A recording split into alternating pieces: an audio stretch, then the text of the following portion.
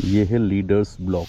ये वो जगह है जहाँ पर अंग्रेज़ों ने भारतीय स्वतंत्रता संग्राम के सेनानियों और कुछ अन्य व्यक्तियों को नज़रबंद या हिरासत में रखा था। तो इसको बोला जाता है लीडर्स ब्लॉक। अहमदनगर किले के विस्तृत इतिहास से पता चलता है कि इसे कई बार शाही कारागार के रूप में इस्तेमाल किया गया था।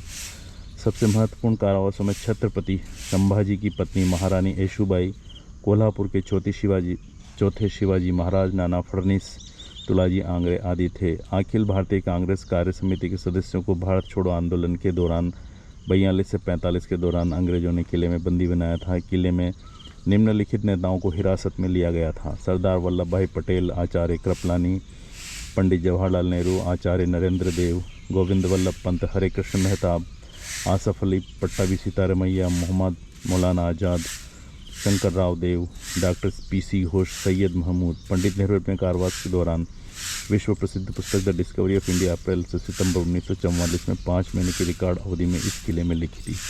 तो ये है लीडर्स ब्लॉक। ये वो वहाँ पर गेट पे है ना, उन्होंने चाबी दी है, वो लीडर्स ब्लॉक वाला रूम दिखाना है, वो मौसी है ना उधर अंदर है। अच्छा, तो जो निज़ाम शाही थे अहमद, उनको पूछो।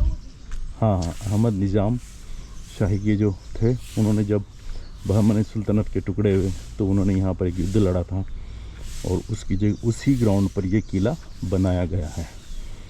तो ये है वो जगह जहाँ पर नेताओं को कैद किया गया था, लीडर्स ब्लॉक।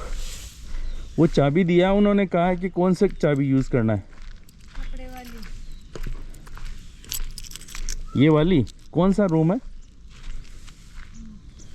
नेहरू जी का। थर्ड वाला। हाँ अच्छा, इधर से देखते हुए जा सकते हैं कौन कौन सा लोगों का। ताला है ना, ये खोलो। हाँ हाँ हाँ हाँ, यहाँ खाली रूम है। हाँ अच्छा, हाँ, खाली वो म्यूज़ियम वही है बस। हाँ। ये पहले जेल हुआ करती थी, लेकिन अब इसको म्यूज़ियम के रूप में बना दिया है। सरदार वल्लभ भाई पटेल 42 से 45 तक रहे। मौलाना अबुल कलाम आज़ाद 42 से 45 तक रहे। तो बाकी सारे रूम्स खाली हैं। पहले ये देखिए, यहाँ भी लिखा हुआ है सरदार वल्लभ भाई पटेल, और ये पूरा रूम खाली है। इसके अंदर food convoy moving towards India, photo लगे हुए, विभाजन विभीषिका स्मृति दिवस और विभाजन विभीषिका स्मृति दिवस।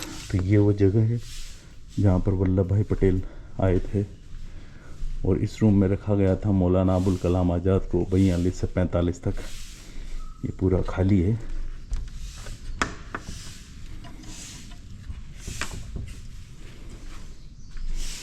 यहाँ पर 2 महिलाओं को रखा गया है साफ़ सफाई के लिए। और यहाँ पर श्री आसफ अली 10 अगस्त 42 से 3 अप्रैल 45 तक पूरी कांग्रेस कार्य समिति को यहाँ पर रखा गया था। और ये है पंडित जवाहरलाल नेहरू का 10/8/42 से 28/3/42 का पीरियड, जब उनको यहाँ पर रखाया था। इसको देखेंगे हम, पहले एक बार ये देख लेते हैं। The history of this fort is not complete without a mention of our national leaders who were imprisoned here during the freedom struggle. The room in which Pandit Jawaharlal Nehru spent his time while under detention has been preserved in exactly the same manner as it existed when he stayed there. Each leader was kept in separate rooms, but they were allowed to meet each other as and when they wished. The leaders were permitted to write and receive letters to or from their relatives, but these were subjected to censorship. They were allowed to read selected newspapers and periodicals only. The main occupation of the leaders was reading, writing, and doing intellectual work. In the evening, they used to play badminton in the yard. Pandit Jawaharlal Nehru used to do his breathing exercise sitting over the platform constructed in the middle of the yard. वो वहाँ पर बैठ के पंडित जवाहरलाल नेहरू अपने योगा किया करते थे. The leaders had a common mass and a dining room which they themselves managed. Many leaders suffered from illness during the period of the detention because of the X factor and also due to lack of medical care. Following leaders were entombed in Ahmednagar Fort with effective from 27th April 1948. SC records moved into the fort and functioned from this palace till it moved to its present new location. The care, maintenance, security of the fort and leaders block presently rests with the basic training segment SCNS. Pandit Jawaharlal Nehru, he wrote his famous book Discovery of India in a record period of 5 months from April 1944 to September 1944. The room in which Pandit Jawaharlal Nehru spent his time while under detention has been preserved in exactly the same manner as it existed when he stayed here. तो देखिए अहमदनगर में आप क्या क्या देख सकते हैं। दत्ता देवस्थान, हस्ता Bihisht Bagh, Hume church, city museum, tank museum, Snehalaya, palace, Farah Bakhsh palace, Mehrabad, Anand Dham, Vishal Ganpati, Damdi Masjid, Salabat Khan tomb, Ahmednagar fort and Bagh Rauza. तो ये है यहाँ पर। और ये बाकी वाला जो कंपाउंड है ये भी आप देख सकते हैं, यहाँ भी बाकी नेताओं को रखा गया था। हम देख लेते हैं एक बार। ये है श्री शंकर राय देव, डॉक्टर पीसी घोष, इनको भी यहाँ रखा गया था। और इस रूम में रखा गया था डॉक्टर बी पट्टाभी सीतारामैया 42 से 45। ये काफ़ी ऐतिहासिक जगह है जहाँ पर भारतीय स्वतंत्रता संग्राम के लिए लड़ने वाले लोगों को रखा गया था। आचार्य कृपलानी को यहाँ रखा गया था। उसके बाद आचार्य नरेंद्र देव, फिर है श्री हरि कृष्ण मेहताब। वो भी क्या लोग थे जो अपने जीवन और जवानी को देश की स्वतंत्रता के लिए लुटा गए और देश हमें साबुत सौंप गए। ये रूम्स हैं, मैकशिफ्ट रूम्स लग रहे हैं। इस पर कोई नाम नहीं लिखा है।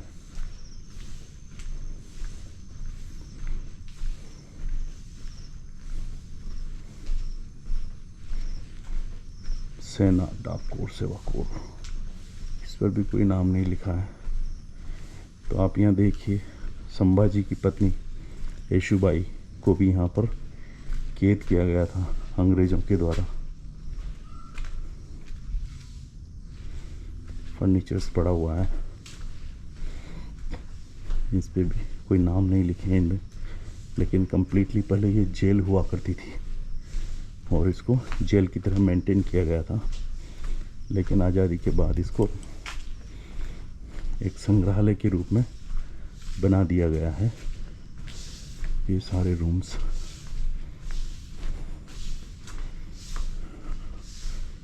संभाजी की पत्नी येशुबाई को यहाँ पर कैद किया गया था और चौथे शिवाजी महाराज को कैद किया गया था।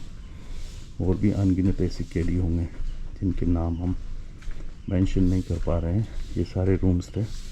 तो अभी हम देखते हैं पंडित जवाहरलाल नेहरू वाला रूम, जिसको एग्जैक्टली सेम सिचुएशन में रखा गया है।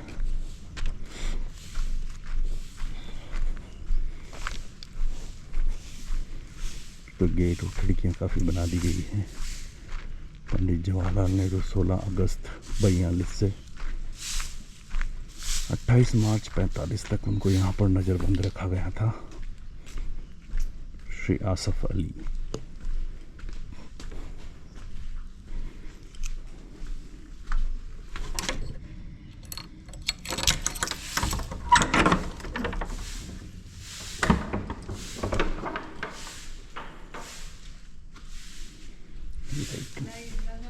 बाहर से अंदर है ना, अंदर इधर तो लाइट जला रखा है, आ नहीं रही।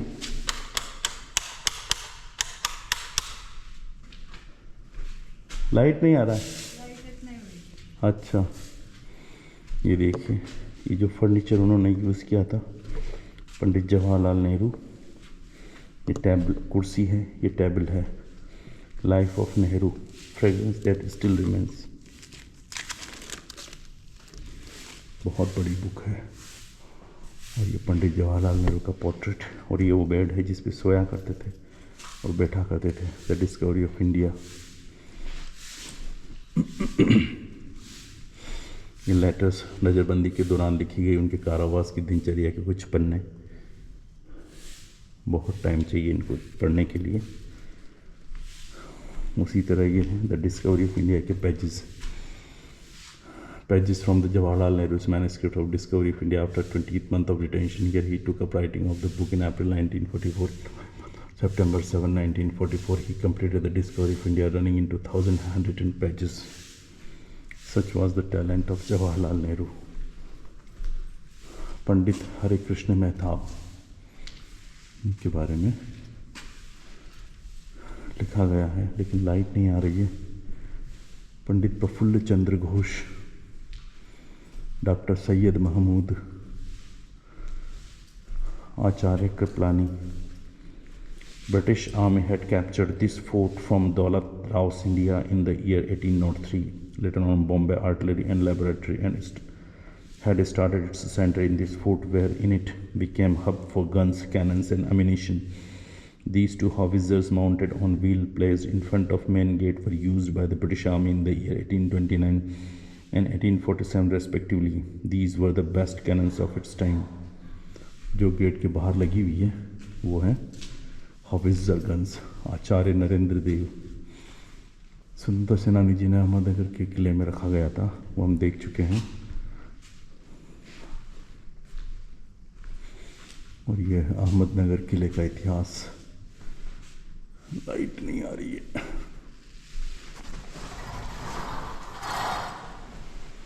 ये किला इसे 1490 में अहमद निज़ाम शाह द्वारा निर्माण किया गया. इस किले को अंडा आकृति में एक मेल 80 यार्ड में स्थापित किया गया. ये अपने आप में एक मेव किला है जो कि ज़मीन पर बनाया गया. इस इलाके में ज़्यादातर किले ऊंचाई पर बनाए गए. यहाँ पर निज़ाम शाही परिवार 1490 से 1600 तक रहता था. इस किले में चांद सुल्ताना, चांद बीबी और सलाबत खान जैसे राजाओं ने राज किया. ये किला एक बहुत मजबूत एवं जीतने के लिए मुश्किल माना गया. इस किले को जीतने के लिए